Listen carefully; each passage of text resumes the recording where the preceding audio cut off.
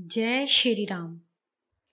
हनुमान जी ने लौटकर श्री राम जी से कहा, हे प्रभु, जिनके लिए इतना भारी आयोजन किया गया, वे शोक पीड़ित सीता देवी आपके विजय का आनंद सुनते ही परम प्रसन्न हुई और उन्होंने मुझसे कहा कि मैं अपने पति को लक्ष्मण सहित देखना चाहती हूँ। हनुमान जी के ये वचन सुनकर श्री राम आंखों में आंसू भरकर सोचने लगे। फिर लंबी सांस ले वे पृथ्वी की ओर निहार कर मेघ के समान विशालकाय विभीषण से, जो वहीं उपस्थित थे, बोले, अच्छी तरह उपटन करा और सिर से स्नान करा तथा दिव्य आभूषणों से भूषित कर सीता को शीघ्र यहाँ ले आओ। जब श्री राम ने यह कहा तब विभीषण तुरंत अपने अंतःपुर में गए और अपनी स्त्रियों से सीता जी से यह संदेशा कहलवाया और फिर स्वयं भी उनके पास जाकर बोले, हे देवी, तुम्हारा मंगल हो। तुम्हारे पति तुमको देखना चाहते हैं, अतः तुम उपटन लगवा नहाकर दिव्य आभूषणों से भूषित हो पालकी पर सवार हो लो। विभीषण के इस प्रकार कहने पर सीता जी ने उत्तर दिया, हे राक्षस राज, मैं तो बिना स्नान किए ही अपने स्वामी को देखना चाहती हूँ। सीता जी के इस कथन को सुन विभीषण ने कहा, मेरी समझ में तो जैसा आपके स्वामी ने आज्ञा दी है, आपको उसी अनुसार ही कार्य करना चाहिए। विभीषण के ये वचन सुन पति को ही अपना आराध्य देव समझ पतिव्रता सीता ने उत्तर दिया, बहुत अच्छा।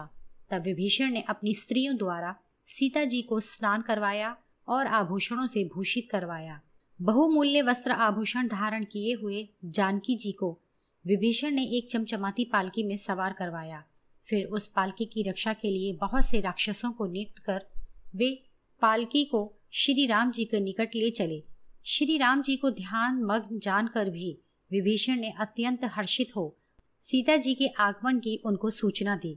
रावण के घर में बहुत काल तक बसी हुई सीता जी के आगमन का संवाद सुन श्री राम जी के मन में कुछ क्रोध, कुछ हर्ष और कुछ दीनता उत्पन्न हो गई। निकट आई हुई सीता को देख उनके विषय में सोचकर विभीषण से श्री राम जी ने अप्रसन्न हो यह कहा, हे सौम्य, जानकी शीघ्र मेरे पास आए।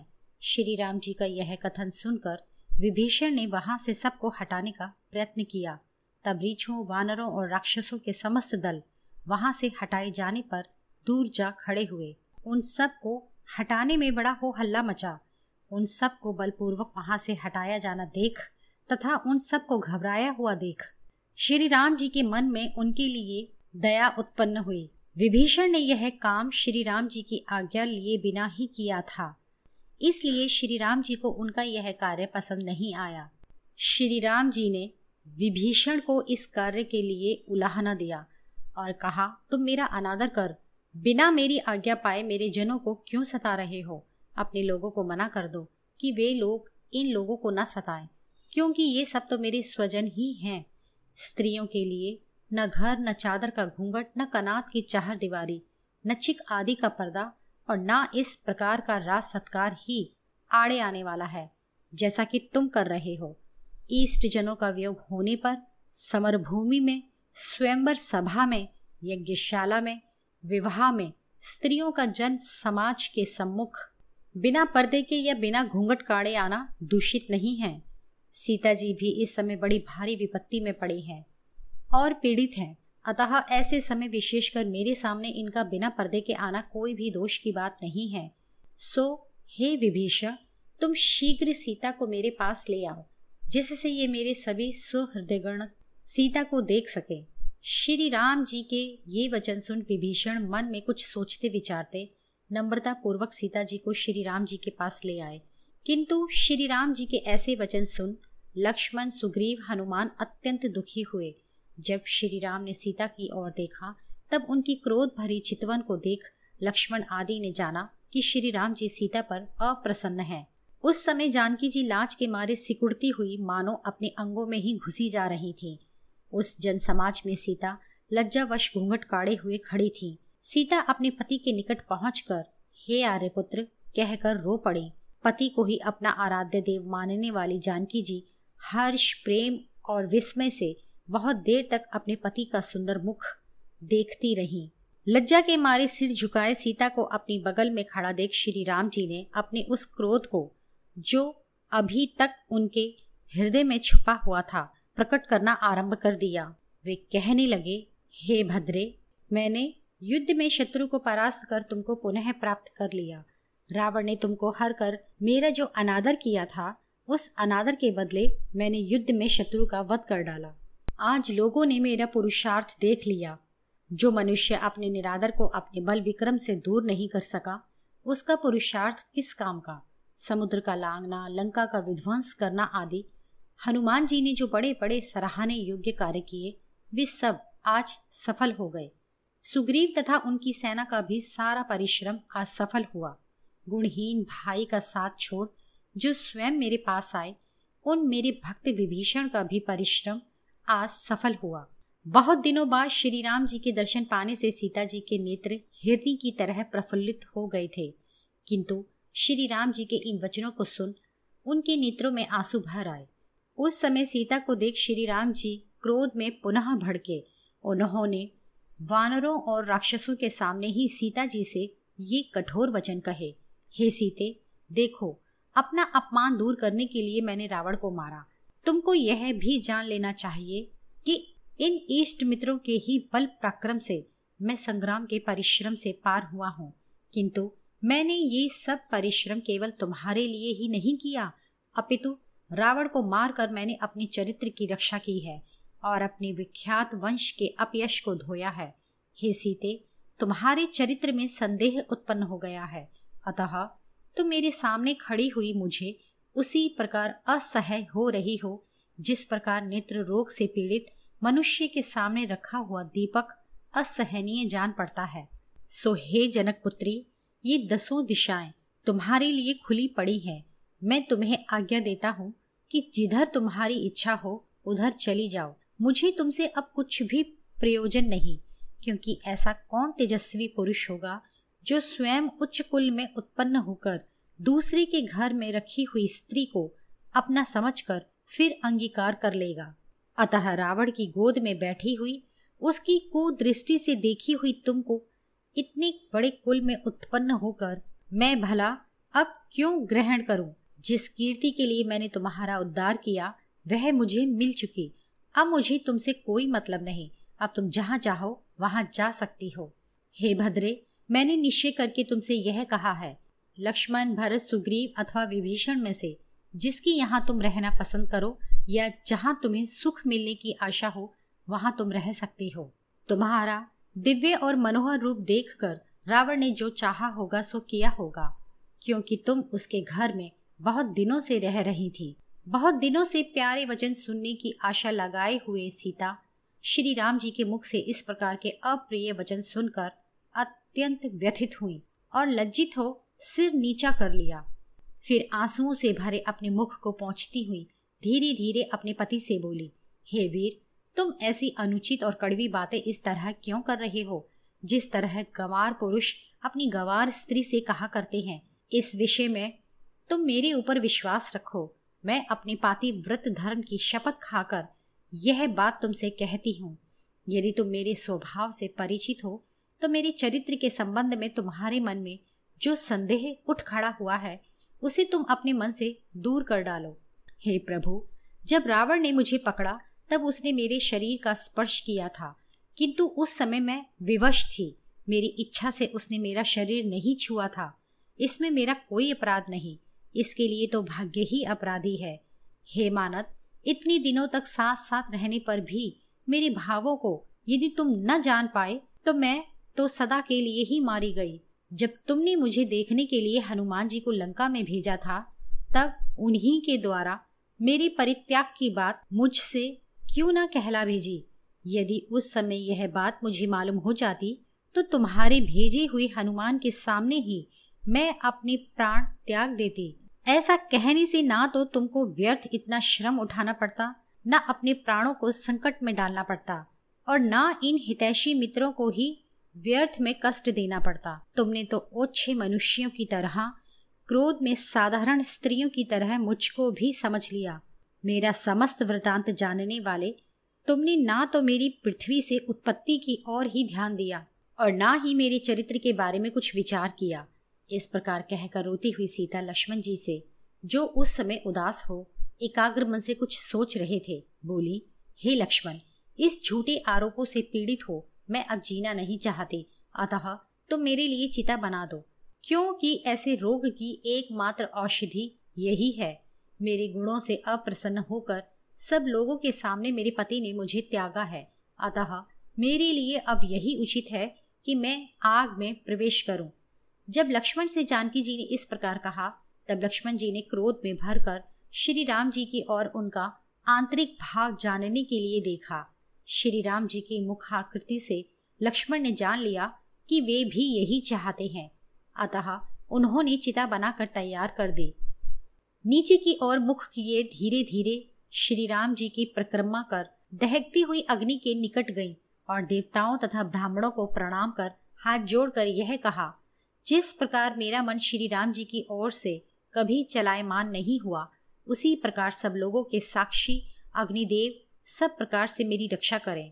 कर्म, वचन और मन से यदि मैं श्री राम जी को छोड़ दूसरे को न जानती हूँ तो अग्निदेव मेरी रक्षा करें।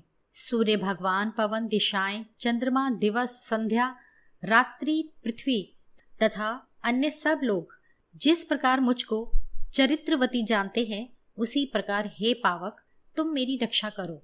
यह कहकर वैदेही ने अग्निदेव की परिक्रमा की और धधकती हुई आग में घुस गई। वहां उपस्थित सभी लोग भयभीत हो गए। तीनों लोगों तथा देवता, गंधर्व और दानवों ने देखा कि घी की पूर्ण आहुति की तरह सीता देवी आग में गिर पड़ी। यह देख राक्षसों और वानरों का बड़ा भारी और अद्भुत हाहाकार युक्त शोर हुआ। श्री राम जी उन सब का ऐसा हाहाकार सुन बहुत उदास हो गए। वे आंखों में आंसू भरकर कुछ देर तक मन ही मन सोचते विचारते रहे। इतनी ही में कुबेर, यम, इंद्र, वरुण, महादेव तथा ब्रह्मा जी ये सब देवता लंका में श्री राम के पास आए। उन सब देवताओं को आया हुआ देख श्री राम हाथ जोड़कर खड़े हो गए।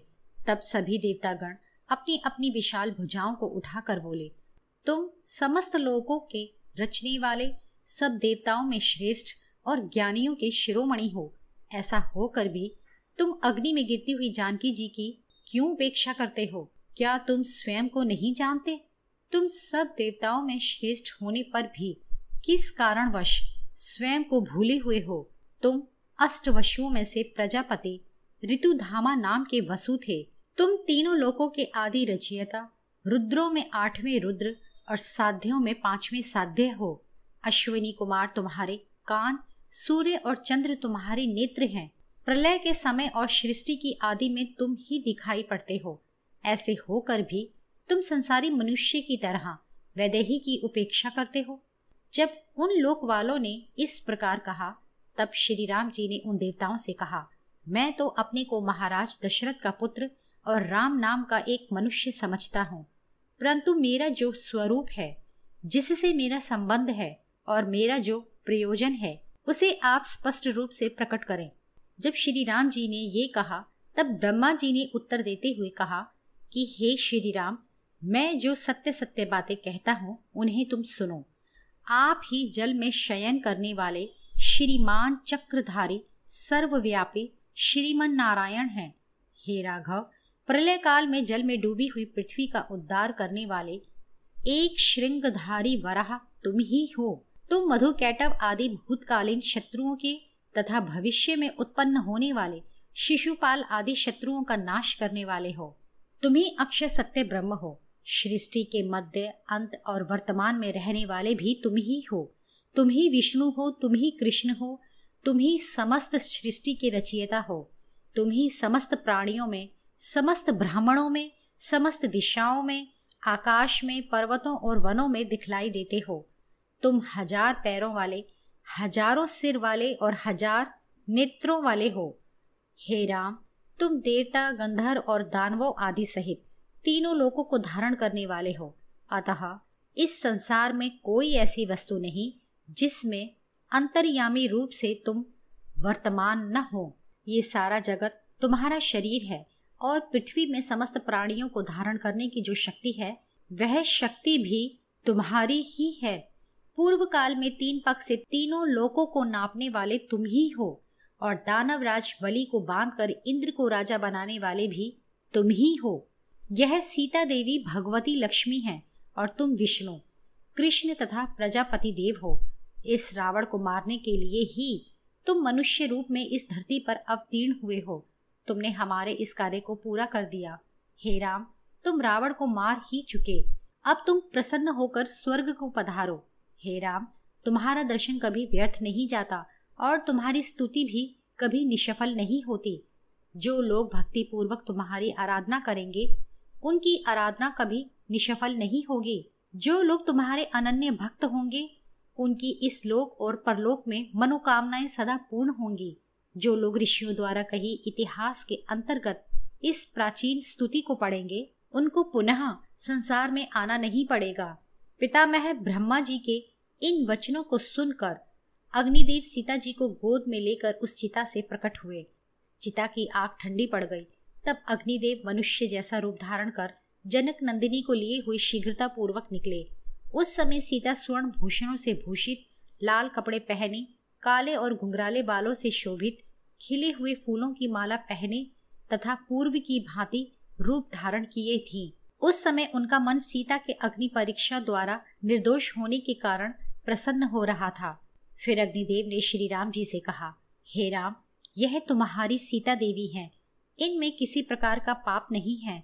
हे धर्मशील, मन, वचन, बुद्धि और नेत्रों से आपको छोड़कर ये दूसरे की ओर कभी नहीं फिरी।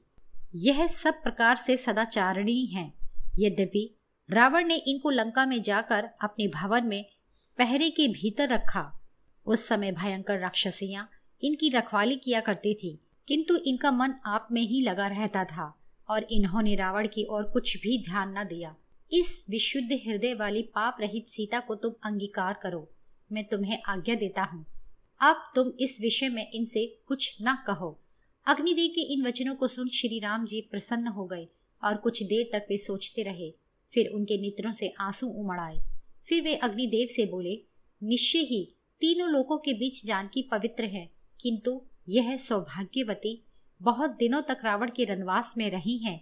यदि मैं जानकी की शुद्धता की परीक्षा न कर इसे शुद्ध सिद्ध न करवाता तो सब लोग यही कहते कि दशरथ के पुत्र राम बड़े कामी और अनाड़ी हैं। यह मुझे ज्ञात है कि सीता मुझे छोड़ अपने मन में किसी अन्य को स्थान नहीं दे सकते। उनका मुझ में अनन्य अनुराग है।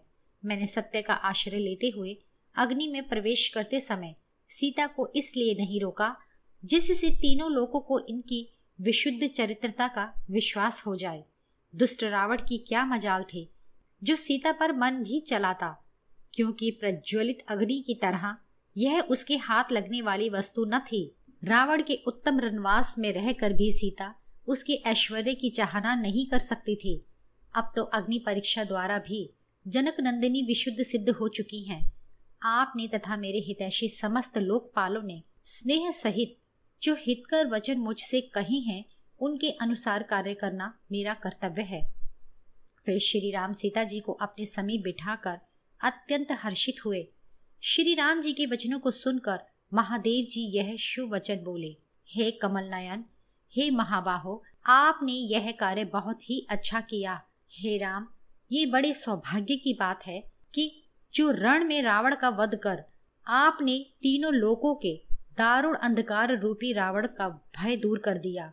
अब आप दुखी भरत, कौशल्या, कैकई और सुमित्रा से मिलिए और उनको समझा बुझाकर तथा अयोध्या के राज सिंहासन पर बैठ प्रिय जनों को हर्षित करते हुए इक्ष्वाकु कुल की परंपरा को बनाए रखिए। फिर अश्वमेध यज्ञ करके और उत्तम यश प्राप्त कर तथा ब्राह्मणों को धन देकर तुम परम धाम को सिधारो। देखो, यह तुम्हारे पिता दशरथ विमान में बैठे हुए हैं। हे राम, ये मनुष्य लोक में तुम्हारे पूज्य थे। पुत्र रूपी तुम्हारे द्वारा तारे जाकर और अत्यंत शोभित हो इनको इंद्रलोक प्राप्त हुआ है, सो अपने भाई लक्ष्मण सहित इनको प्रणाम करो। महादेव जी के ये वचन सुन दोनों भाइयों ने विमान के शिखर पर स्थित अपने पिता को प्रणाम किया और अपनी कांति से दीप्तिमान निर्मल वस्त्र पहने हुए अपने पिता के दर्शन किए। विमान में बैठे महाराज दशरथ अपने प्राणों से भी अधिक प्रिय पुत्र श्री राम को देखकर अति प्रसन्न हुए। उन्होंने श्री राम को दोनों हाथों से पकड़कर उठा लिया और फिर उन्हें गले से लगा अपनी गोद में बिठाकर वे कहने लगे, हे राम, मैं तुमसे सत्य सत्य कहता हूँ कि तुम्हारे वियोग से युक्त मुझको स्वर्ग में रहना सुखदायी नहीं लगता, जितना सुख मुझे तुम्हारे साथ रहने में होता था। तुमको वनवास देने के लिए कैकई ने जो जो बातें कही थी वे अभी तक मेरे मन में ज्यों की त्यों बनी हुई हैं। तुमको और लक्ष्मण को सकुशल देख और अपने गले से लगाकर आज मेरा दुख उसी प्रकार दूर हो गया जैसे सूर्य कोहरे से छूट जाते हैं। जैसे धर्मात्मा अष्टावक्र ने अपने पिता कहोल को तारा था, वैसे ही तुमने मुझे तार दिया। हे सौम्य, इस समय मैंने जाना कि इंद्र ने तुम्हारे अभिषेक में विघ्न क्यों डाला था। तुम पुराण पुरुषोत्तम भगवान विष्णु हो और रावण के वध के लिए तुमने मनुष्य का रूप धारण किया है। हे पुत्र, कौशल्या के साथ साथ उन अयोध्या वासियों की अभिलाषा पूर्ण हो जाएगी जो देखेंगे कि तुम वन से लौटकर नगर में आ गए हो और राज सिंहासन पर जल से अभिषिक्त किए जाकर राजा हो गए हो। हे राम, अनुरागी, बलवान, पवित्र, धर्मात्मा भरत के साथ तुम्हारा समागम मैं देखना चाहता हूँ। तुमने मेरी प्रसन्नता के लिए पूरे 14 वर्ष वन में सीता और बुद्धिमान लक्ष्मण के साथ रहकर बिता दिए। अब तुम्हारे वनवास की अवधि भी पूरी हुई, तुमने अपनी प्रतिज्ञा भी पूरी कर ली। इसके अतिरिक्त रावण को मारकर तुमने देवताओं को भी संतुष्ट किया। हे पुत्र, तुमने बड़ी भारी प्रशंसा पाने योग्य यश प्राप्त किया है। अब तुम भाइयों सहित राज्य सिंहासन पर बैठकर दीर्घजीवी हो। इस प्रकार कहते हुए महाराज दशरथ से हाथ जोड़कर श्री राम जी ने कहा, हे धर्मज्ञ, आप कैकई और भरत के ऊपर प्रसन्न होइए। हे प्रभु, आपने कैकई से जो यह कहा था कि मैं पुत्र सहित तेरा त्याग करता हूँ, सो आपका क्रोध में कहा गया यह वचन माता कैकई और भरत के लिए सत्य न हो। आपका और भरत सहित कैकई का पूर्व जैसा ही संबंध बना रहे। हाथ जोड़े हुए श्री राम जी से महाराज दशरथ ने कहा, ऐसा ही होगा। फिर लक्ष्मण को छाती से लगा महाराज दशरथ कहने लगे, पुत्र, तुम राम और सीता की बड़ी भक्ति के साथ सेवा किया करते हो, इससे मैं तुम्हारे ऊपर बहुत प्रसन्न हूँ और तुम्हें इससे पुण्य भी प्राप्त हुआ है।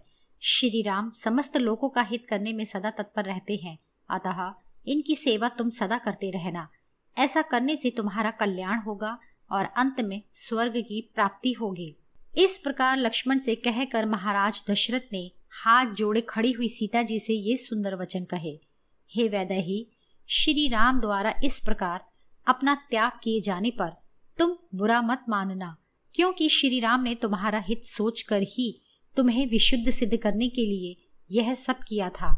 हे मैथिली, तुम्हें पति सेवा के लिए उपदेश देने की मुझे आवश्यकता नहीं है, किंतु इतना मैं अवश्य कहूंगा कि श्री रामचंद्र तुम्हारे लिए परम देवता हैं।